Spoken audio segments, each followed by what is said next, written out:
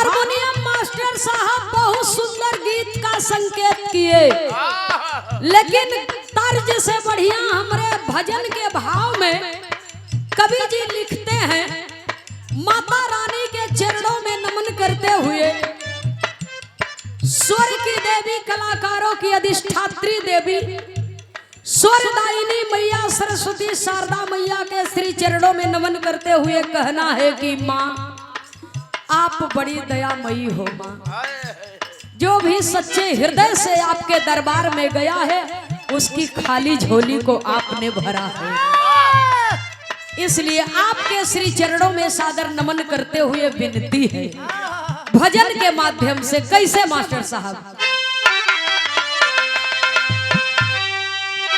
अम्बे जोगिनिया तोहरा पीड़ा में रगिनिया,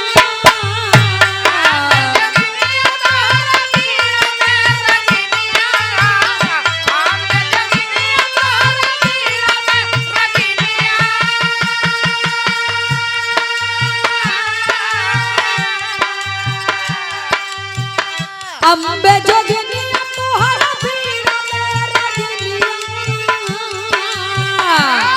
अरे ब्रह्मा जी के प्राण प्यारी मतारी मोर जितिया सजाएगा, हे माई मोर जितिया सजाएगा, कई के आवा हम सखी सवारी हो मतारी मोर जितिया सजाएगा, कई के आवा हम सखी सवारी हो मतारी मोर जितिया सजाएगा, कई के आवा हम सखी सवारी हो मतारी मोर जितिया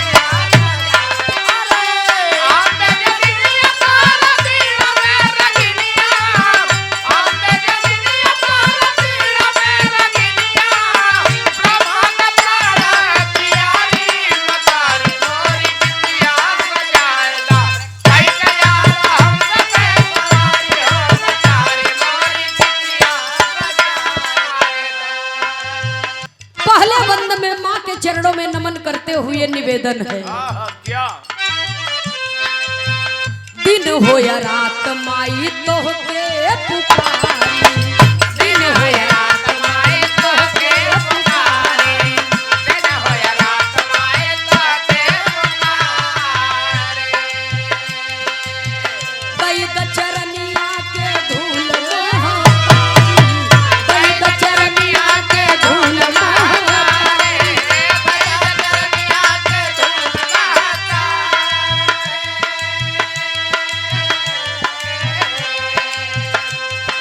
प्रीतिया के रीतिया माला गला लगनिया, प्रीतिया माला गला लगनिया, प्रीतिया के रीतिया माला गला लगनिया,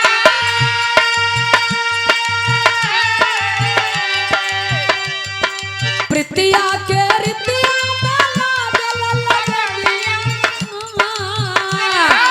आई के सवार लयदारी मतारी मोर जितिया सजाएगा, हे माई मोर जितिया सजाएगा, कई के आवा हम सखी सवारी हो मतारी मोर जितिया, कई के आवा हम सखी सवारी हो मतारी मोर जितिया सजाएगा, कई के आवा हम सखी सवारी हो मतारी मोर जितिया सजाएगा।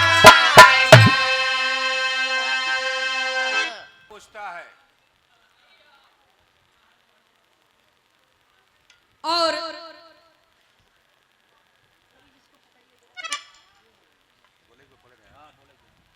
ये भैया श्री विश्वकर्मा पूजा एवं विराट महोत्सव दिनांक 18 सितंबर का जो कार्यक्रम स्थगित किया गया है वह कार्यक्रम दिनांक 19 अक्टूबर को होगा।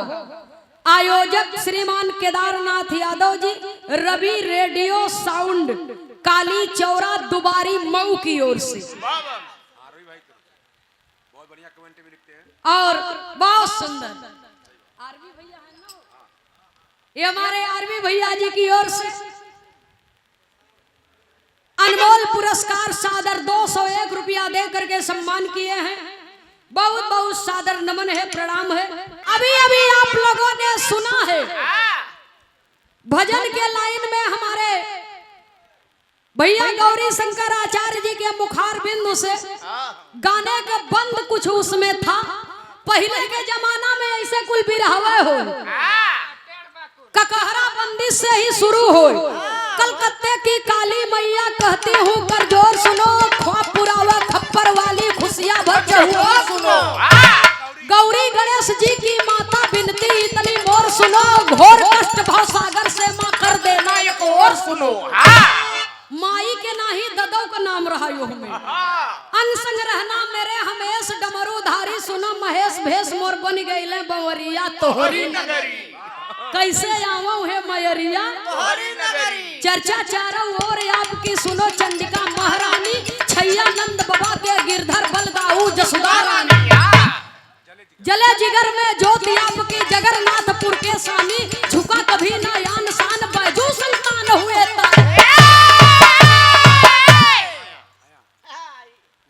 कुल।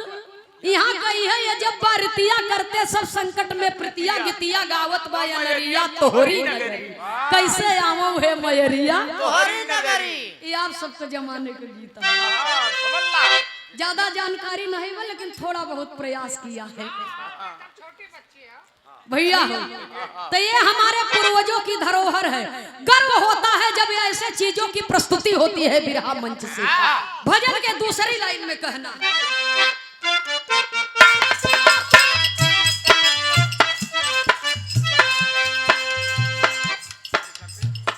आदि शक्ति रूप माई शारदा भवानी, आदि शक्ति रूप माई शारदा भवानी, आदि शक्ति रूप माई शारदा भवानी। तोहरे सहारे गीत गाई महारानी, तोहरे सहारे गीत गाई महारानी, तोहरे सहारे गीत गाई महारानी।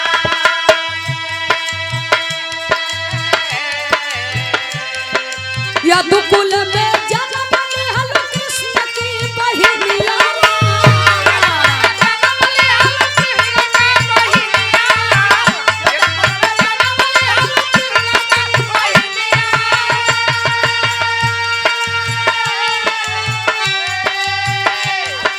यदुकुल में जन्म लिहल कृष्ण की बहिनिया, अरे अष्टभुजा नमवा तिहारी मारी मोर बिटिया सजाए, हे माई मोर बिटिया सजाएगा, कई के आवा हम सब सारी हो, कई के आवा हम सब सारी जय हो।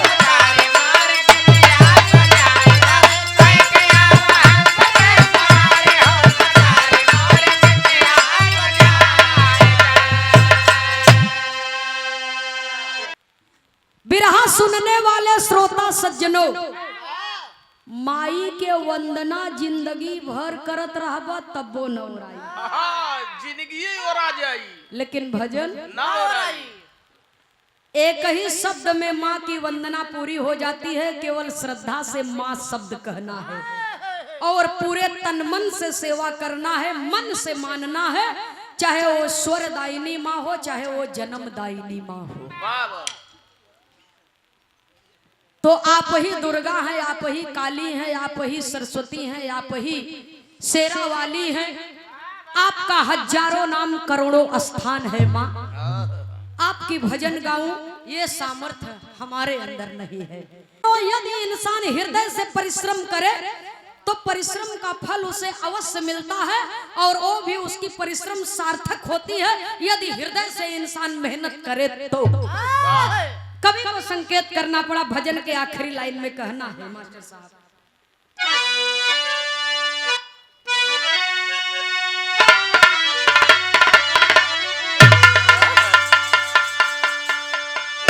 हाय नयनवा में राम बसी गए। राम हाँ, ये मत सोचा कि खाली एक ठेरा में धरती पर रहे।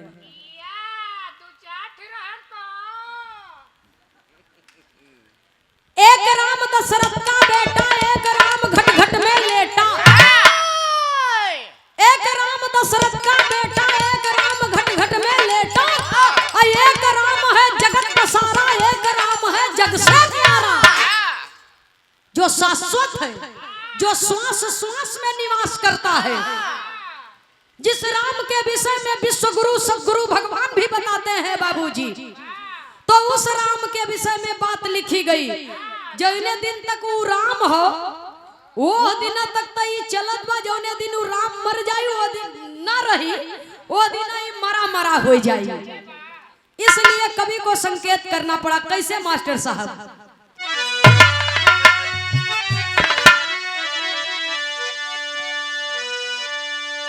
नयनवा में राम बसी गए, रामा रामा रामा रामा रे मोर रामा, नयनवा में राम बसी गए।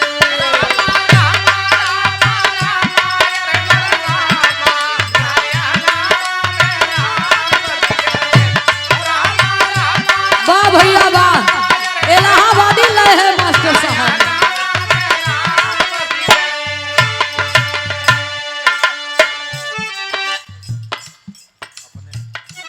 अपने सत्य गुरु, चाहे राम हो, चाहे श्याम हो, चाहे तुलसी हो, चाहे दास हो, चाहे सूर हो, चाहे बड़े बड़े संत, बड़े बड़े महापुरुष, बड़े बड़े महात्मा इस पृथ्वी पर जन्म लिए तो मनुष्य रूप में, और उन्हें भी सदगुरु के शरण में जाना पड़ा है, क्योंकि बगैर गुरु को ज्ञान होने वाला नहीं है। अपने सत्य गुरु से जब पावा दिए नयनवा मेरा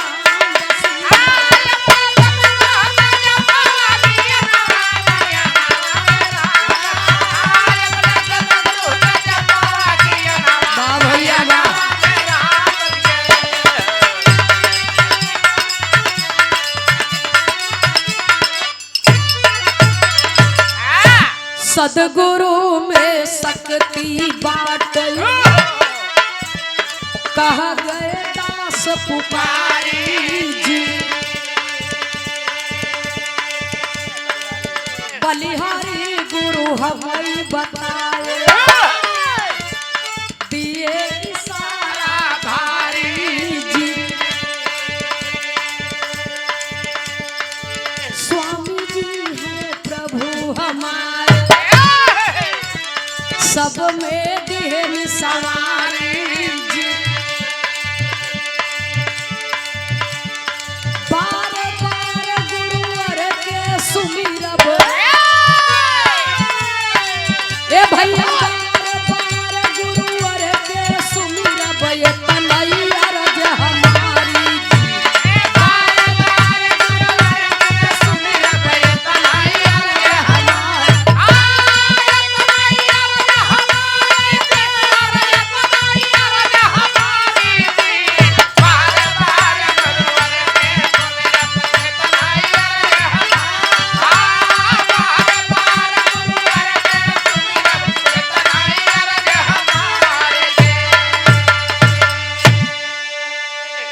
तई सब सदगुरु की बलिहारी, और ये सब सदगुरु की बलिहारी, हम पे दिए जदुइया डारे। नयनवा में राम बसी गए, स्वर्गी बाबा राम कैलाश के हरदम सदगुरु पर धीरा नवा नया